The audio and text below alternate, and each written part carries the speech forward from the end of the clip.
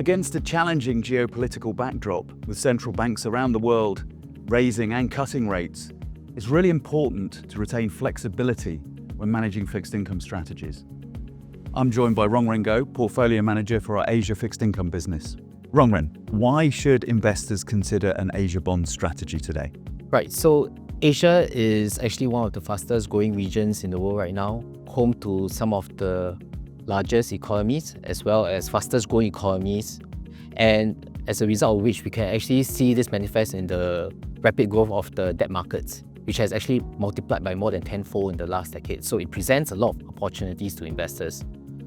So in terms of the fixed income strategy, we have designed something that is actually very flexible. It allows us to keep up with the evolution of the debt markets, to actually act on high conviction ideas we identify in the course of our investment process.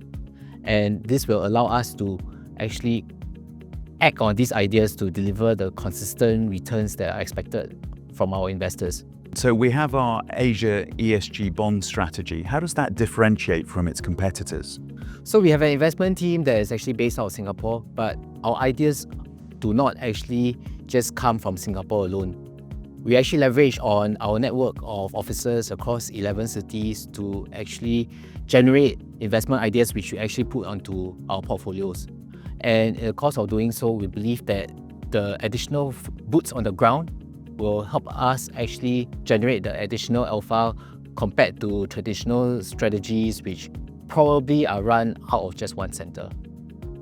And in addition to that, this strategy also has a strong ESG focus.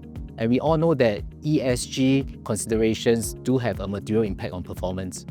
And we firmly believe that with the introduction of ESG overlays onto our portfolios, we are able to identify alpha generation opportunities. And in a fixed income strategy, what is more important is the fact that when we focus on downside risk, we can identify ESG related downside risks that allows us to actually avoid the pitfalls associated with this risk.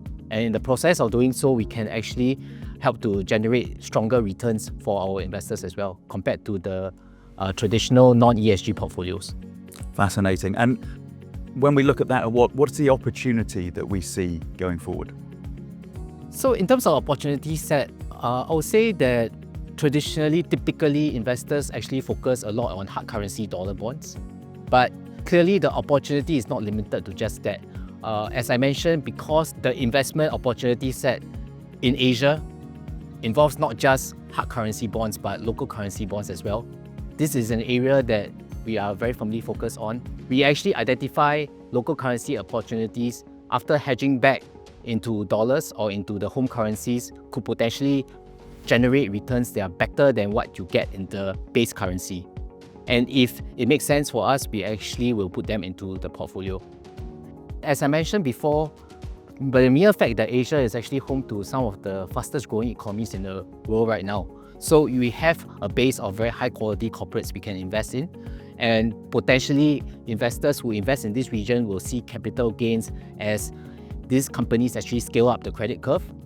Or in the case of local currency bonds, the bond yields might actually structurally decline over time, which means that the bond prices increase. So you don't just clip coupons here, you actually will enjoy capital gains along the way as well. So this is something that is highly attractive to investors investing in this sort of flexible ESG focus as well as Asian focused strategy.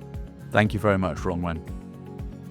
So a fixed income strategy with the ability to be flexible, to utilize boots on the ground for our firm Eastspring investments across the region and looking to play across multiple markets and a strong growth area of Asia.